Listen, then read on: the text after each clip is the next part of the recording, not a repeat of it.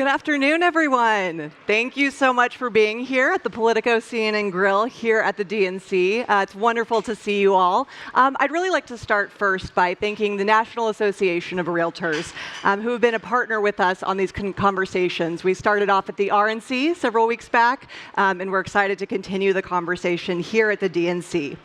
Joining me today, I have two fantastic speakers. We have the CEO of the National Association of Realtors, Nykia Wright. And Hi. Nykia,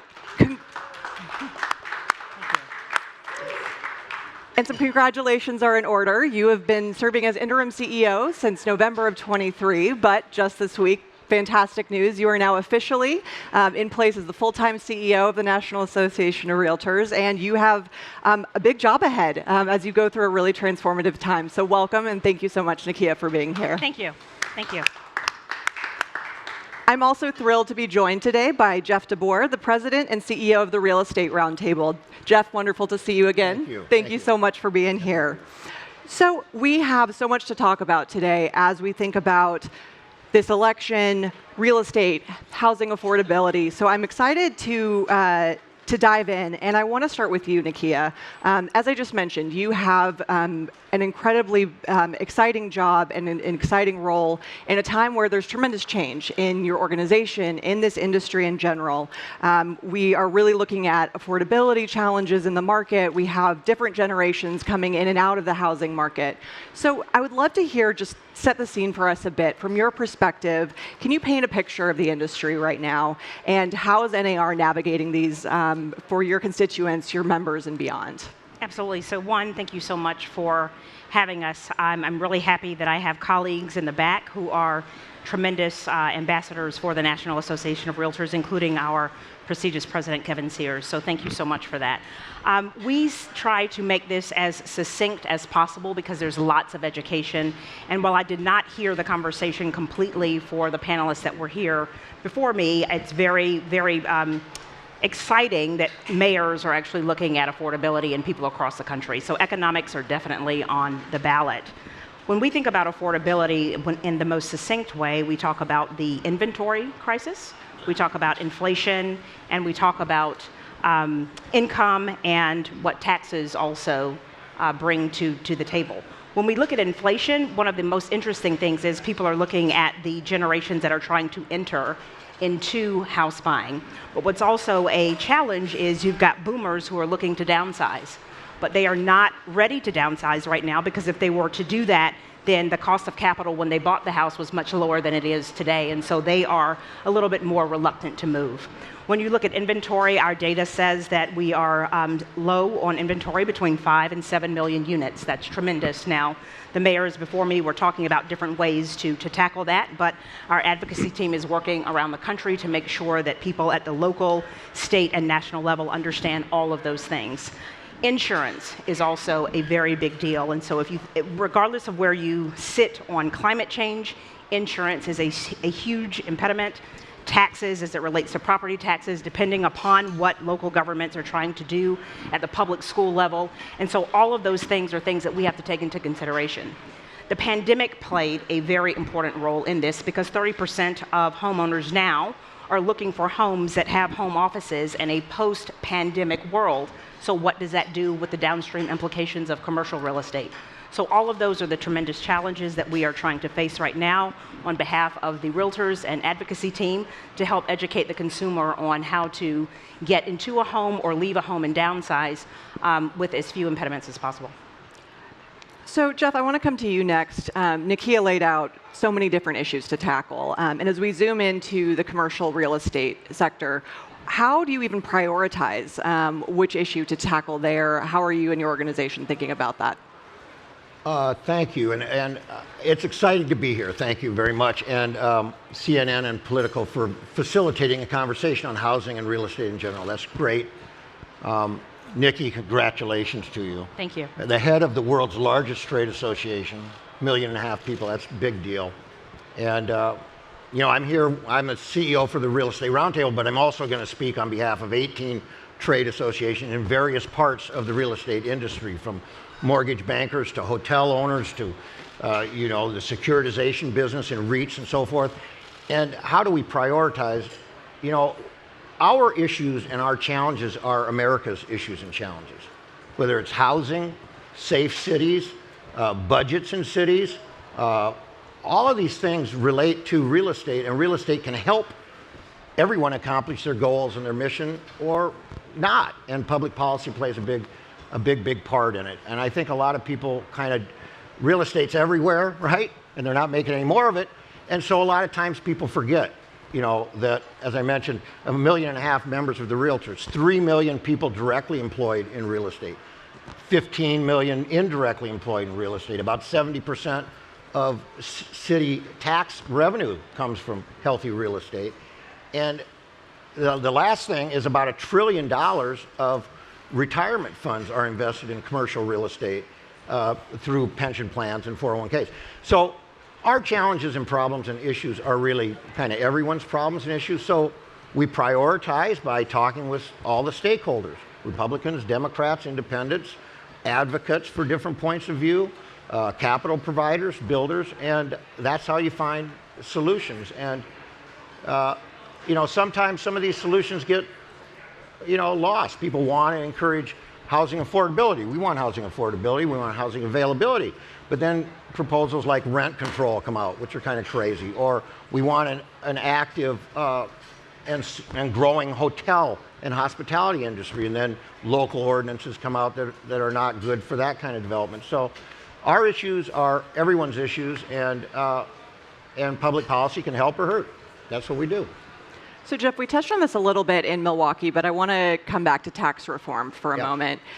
We know that many of the 2017 Tax Cut and Job Act changes, those are due for expiration. So what could the changes look like in earnest, and how do you think the industry's priorities are going to change depending on who takes control of Congress and the White House? Well, look, in taxes, the real estate industry has spent decades moving away from a subsidy-based system to an economic-based system. And so in 2017, the real estate industry really did not receive any tax cuts.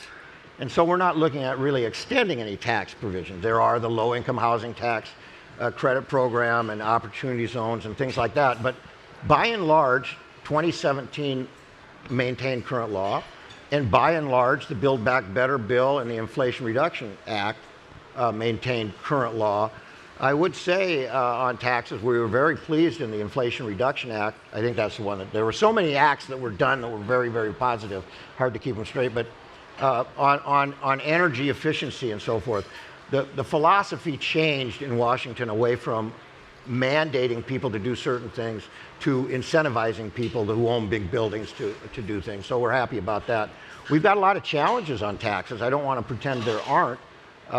Because there's a lot of provisions that affect real estate, but they're not new. We'll work and educate and talk to people. And again, the stuff we work on is related to healthy real estate values. That's related to jobs. That's related to cities. And I think at the end of the day, we'll be fine. Nykia, I've been told that the NAR president, Kevin Sears, who's here with us today, talks a lot about getting back to basics. And that is sort of a driving principle. You're obviously in a big time of transition within the industry. So tell me a little bit about how you personally within the organization, how the industry really needs to sort of embrace that idea. When we think about getting back to basics, there are several ways that we can answer that, but I think the most important, certainly for this audience, is how do we introduce ourselves to some and reintroduce ourselves to others? More broadly across the economic landscape, what we find is legacy companies are under siege because they've sort of taken things for granted and not educated the consumer as much as possible.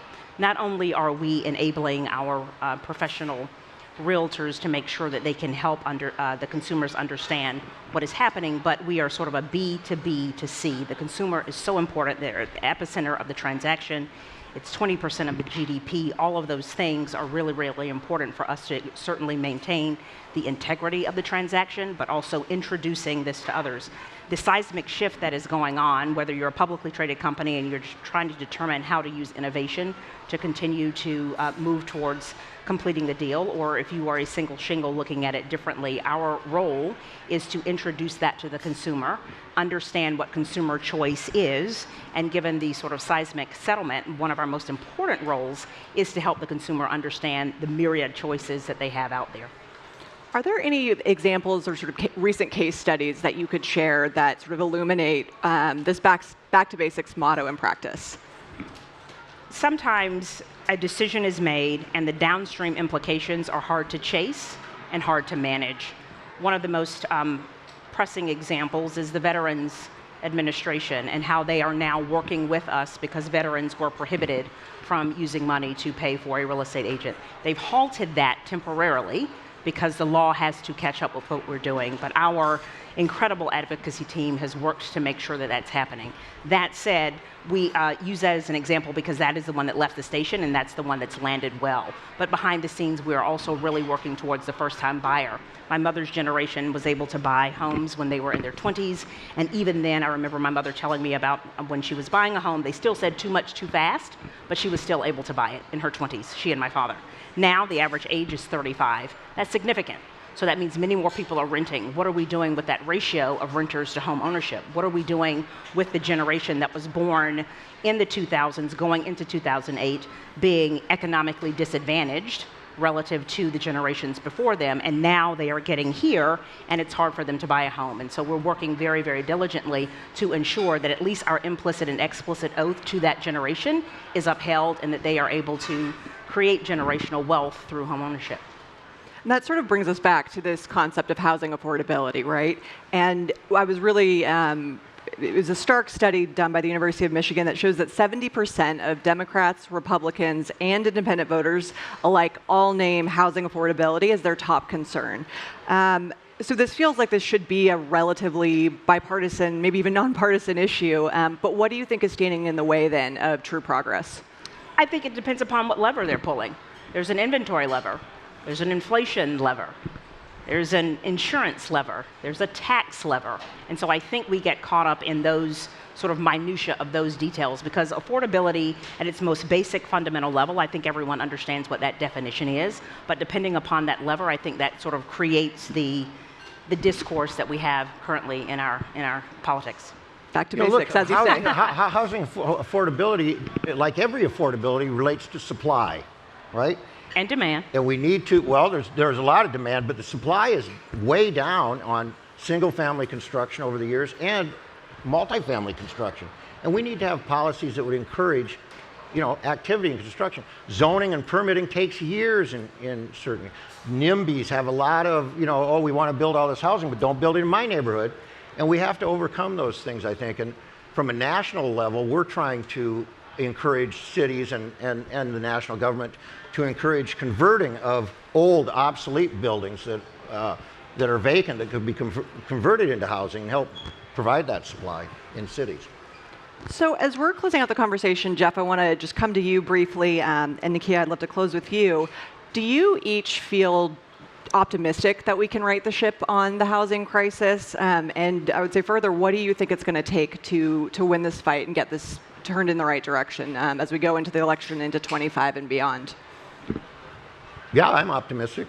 It might take a while, and it might take a lot of education, and it's going to take a lot of people to come away from their points of view on certain things and ideas about housing and how it's built. But yeah, sure, I think we can solve it. It's going to take time. We're way off, as I said, on construction over the last 10, 12 years.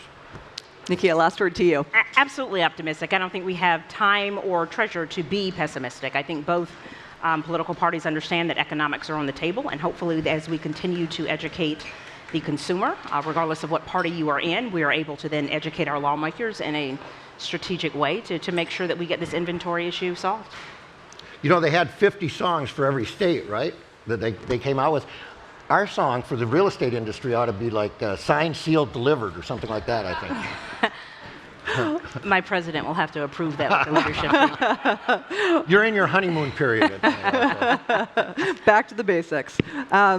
Wonderful. Well, thank you both so much. That is all the time we have for today, but really appreciate having you both for these conversations. Nykia and National Association of Realtors, thank you so much for your support for the programming. Thank you so much. Thank you very much. Thanks Thank all. you, Ivy.